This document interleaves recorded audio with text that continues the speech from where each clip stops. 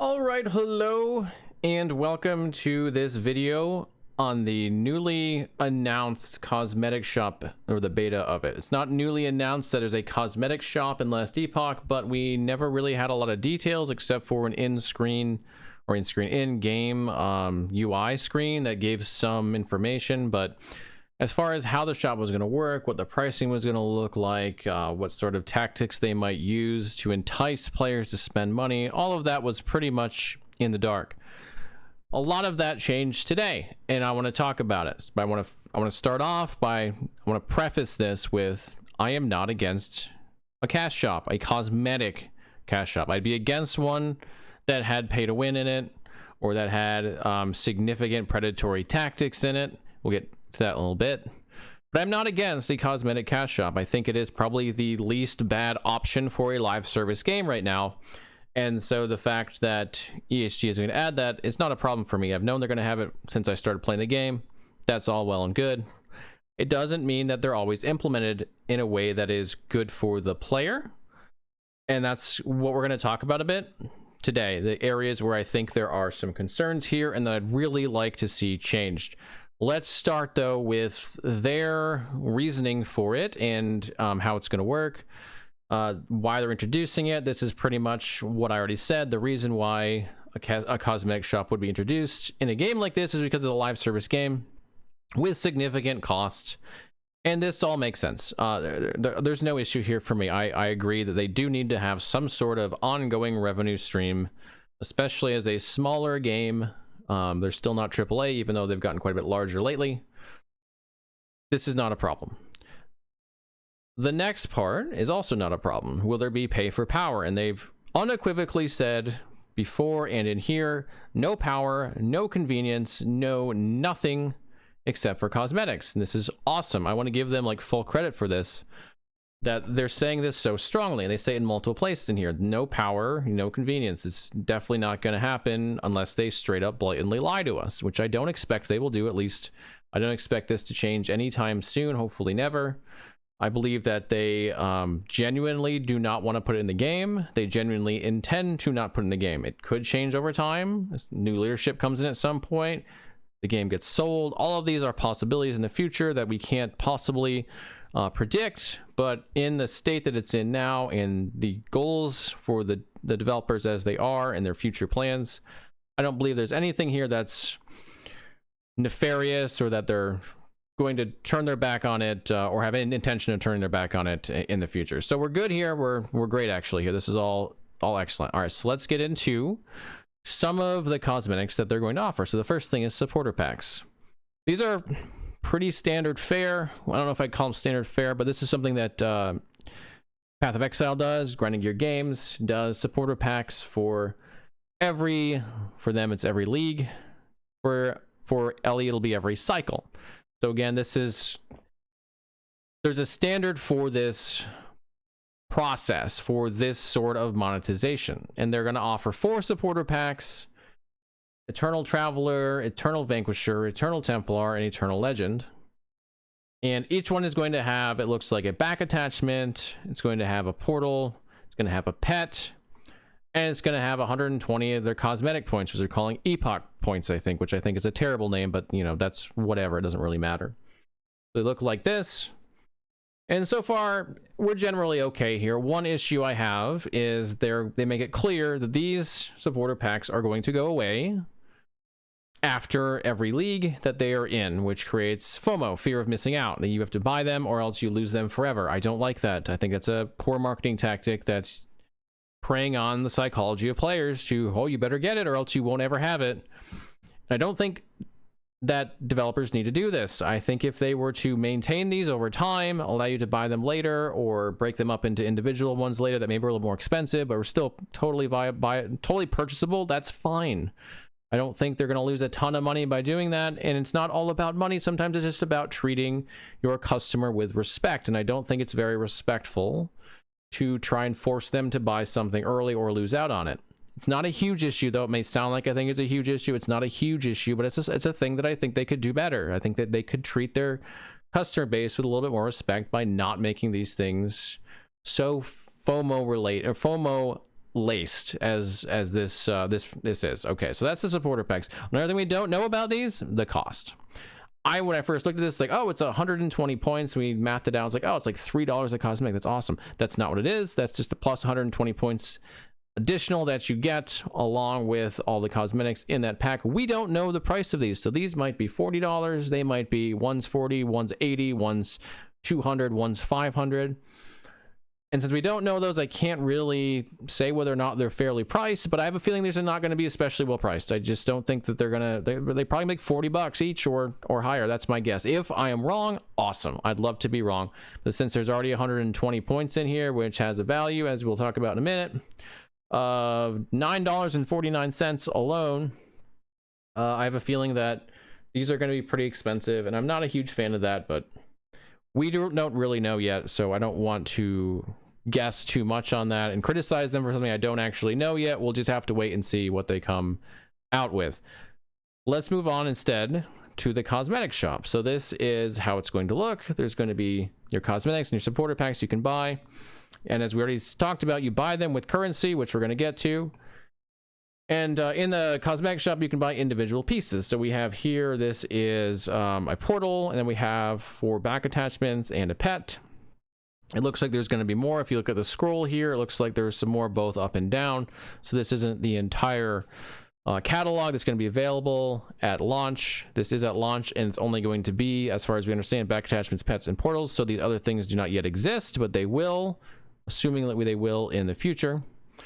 So we're looking at these options, and we get a little bit better look at them here. Well, just one. We get to look at the glacial path. This is a portal, and personally, I think this is kind of weak compared to some of the stuff that EHG has put out recently just in the game. I feel like this animation is pretty bad. It doesn't show like as the ice is going up, it feels like they should see some ice shattering on it, breaking apart as it goes up. It just feels kind of, I don't know, kind of cartoony, kind of plastic. It doesn't really feel like good quality work that I'm starting to expect from EHG.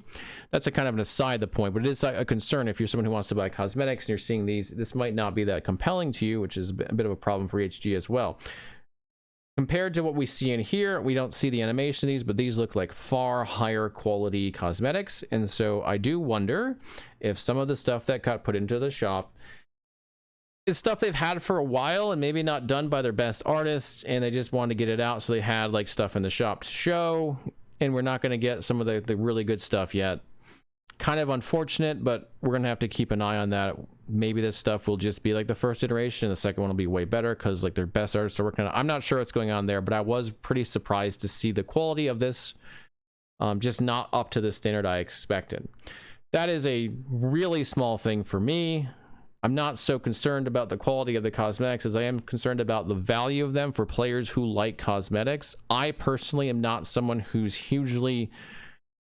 I don't find it hugely important to buy cosmetics. I've bought them in the past. Sometimes I will. I bought some in PoE so I didn't look like trash, and I just like bought like one set, and that was it. That's the kind of person I normally am. I have a lot of cosmetic points for this game, so I'll probably have a lot of cosmetics, but I don't know how much money I'll spend on it. If I spend a lot of money, it would be on this game to support them, but I wouldn't do it purely for the cosmetics. That's a personal thing. I don't think there's anything wrong with people wanting the cosmetics. I think that's a totally valid thing to like cosmetics, to enjoy them, and to expect that those cosmetics are priced reasonably and affordably so that you can get them. And that's what we're going to talk about. That, and plus the psychological stuff that we had mentioned earlier. So now that we know what's in there, let's talk about how you're going to buy them, which is through what they're calling Epoch Points, which again, I'm not a huge fan of this name, and also this logo looks horrible to me. But these are really small issues, whether it's called Epoch Points or Traveler Cash or whatever. It makes no difference to me. It's not going to change the value of these things or the kind of tactics they're using. It's literally just a name. It doesn't matter how dumb it is. What does matter is that they're using a point system and how they're breaking it up. So we can see here that you get, for $9.49 USD, you get 120 points. For $18.99 USD, you get 265 points with a 25-point bonus. And for $49.99 USD, you get 755 points, which is a 125-point bonus which is added in.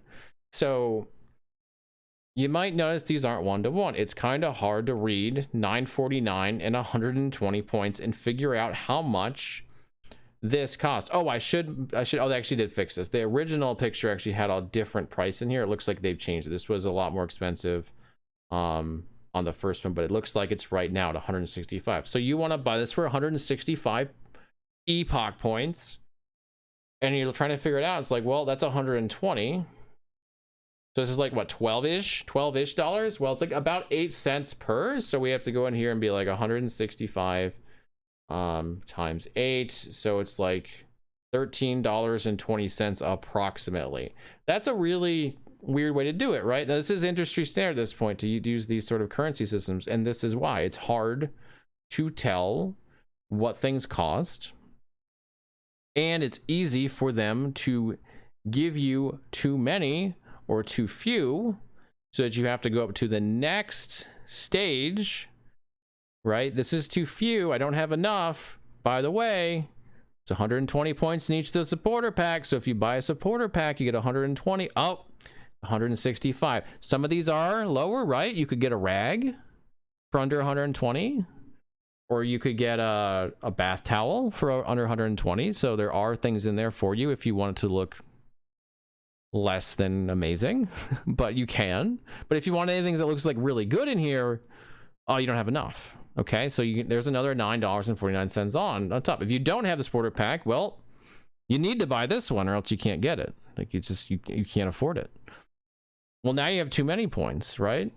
You had 165 you needed. You got 260. Well, I have 100 too many. What's that going to get me? Well, I can still get the rag, or I can still get the bath towel, but I can't get these things. These are really cool. I got to spend more money. Well, why don't I just go ahead and buy the $50 one then? And now I can afford both. But of course, that's not the end of it, because there's still going to be some sort of balance that you're going to feel like you're wasting, that you want to spend it on, and that is the psychological tactic that these currencies use. My disappointment is that EHG is using it, because I expect them to be better, because they've typically been better than most companies, most developers, when it comes to avoiding this kind of crap. So I knew they had cosmetic points, and I was just like hoping, please don't be like that. Please don't. Now let's compare this to PoE, which is the standard, right, for kind of right now. It might change very soon with D4. It's the standard as far as how monetization works in ARPGs. And one thing I think you'll notice very quickly is the currency exchange is very standard. So 360 means $36. 320 means $32. 120 means $12. I am not condoning PoE on their shop. I want to be clear on that. I think their stuff is super overpriced. And I also think they use a lot of predatory, well, not a lot. They use some predatory tactics, like they've used what do you call them? Freaking the gotcha style system. And I'm forgetting the name. Loot boxes. They've used loot boxes for a long time. And I hate loot boxes. Unfortunately, at least so far, the cosmetic shop for Ellie doesn't use loot boxes. But we're getting away from the point here. So if you go to buy more, $20 is 200 points, $10 is 100 points, $5 is 50 points. There is still very much the ability to have too many points and have the, like, oh, I gotta spend like 200 points gets me, $20, 200 points. Well, this costs 360, so I do that twice, 400 points. That's all still there, so don't get me wrong, they're just as bad on that, or at least almost as bad. But at least you can know very quickly what you're going to spend. With this system, you can't. It's really hard to know exactly what you're going to spend, and that is a problem. And yes, it does cause people to overspend sometimes. That is generally why these things are done. That might be an oversight from HG, absolutely could be. But the fact is it's here, and in fact is it is effective in that. And so it's going to affect people in that way, and that's unfortunate to see. I'm so disappointed to see that they're using these two tactics when they're also talking about how they want to be, I can't remember they use the word ethical, but they want to be fair to their players. They keep saying they want to be fair to their players. And most of the stuff they're doing is, okay, I want to give them credit. They're not doing pay to win. They're not doing any strong predatory tactics that a lot of companies done. This is not Diablo Immortal. Don't get me wrong. I'm not, the sky is falling here. I'm just pointing out some things that I think are problematic and that should be different. if they really want to treat their players with the utmost respect, there are things they can do to improve to actually get to that point and create a standard that is not existing in most of video gaming right now. There are definitely a lot of games that do it, but as far as live service, most of these games are using some sort of psychological tactics that they don't need to. And I'd like to see them stop, and I feel like EHG is a company that could potentially do that, and I wish they would. I really wish they would. So these are the bigger two issues for me. The pricing of these things right now, as far as the cost, is something that we'll keep an eye on. I think they're a little overpriced. This was scarier when it was like $25 in its current state of being $13.20. I still think it's on the pricey side. Like that's less. That's a little over a third of the cost of the whole game. For a Portal? Like, I don't know. I know this is standard fare. I know that. I know that you're gonna comment and be like, oh, everyone does it. I know that's the Azad fallacy. If you're in my Twitch chat, you know I like to use that because that's what it is. That's what everyone does that. So what? So not everyone should do it. Everyone should not be doing it. That doesn't matter to me that other people are doing it. They shouldn't be doing it. And so I would like to see these be a little bit more fair on price, but that's not a major concern of mine because they are cheaper than PoEs. Like generally they seem to be cheaper than PoEs, which is good because if they're as much as PoEs and then they're $35 box price, they get, you know, they get a lot of criticism. They get so much criticism for that, but they are cheaper. My bigger issue is really with the Epoch Points. I just think the system is archaic. And it was designed for a very specific purpose in mind, which was to maximize profit at the expense of the players. And I really would like to see them get away from this. If they did that, if they did just that one thing, like, okay, yeah, you guys are right. It's just a straight price, nothing else. They're like 95% of the way to exactly where I would want and expect them to be as a company that does seem to pride itself on being better. They don't explicitly state that, but I feel like they do pride themselves on being better at treating the player with respect. And so that's my ask of them. My ask of ESG is, hey, get rid of that. Just get rid of all that crap. That's just crap. It doesn't matter. If people want to support you, they're going to support you. Tell them it's $10.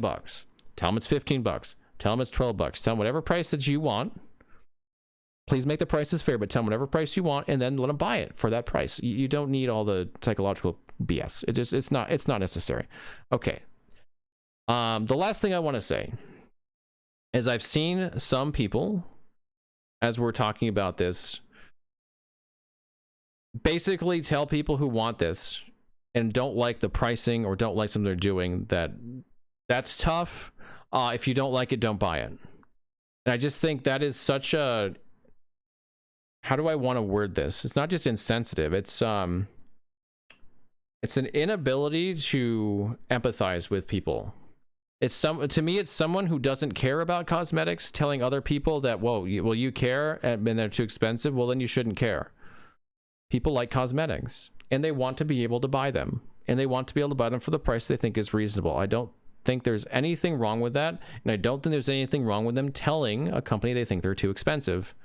And it just bothers me that players, I don't care about cosmetics much. I still will fight for you if you want cosmetics and be like, this is either fair or it's not fair. Like, I can see objectively if something is fair, whether or not it's affecting me. And I think that's something that a lot of people need to get back to learning how to do, to be empathetic with people, even when it's not a priority for them, to be like, yeah, I understand your point here. This is fair, or no, I don't think it's unfair because of X or because of Y, not just because don't buy it.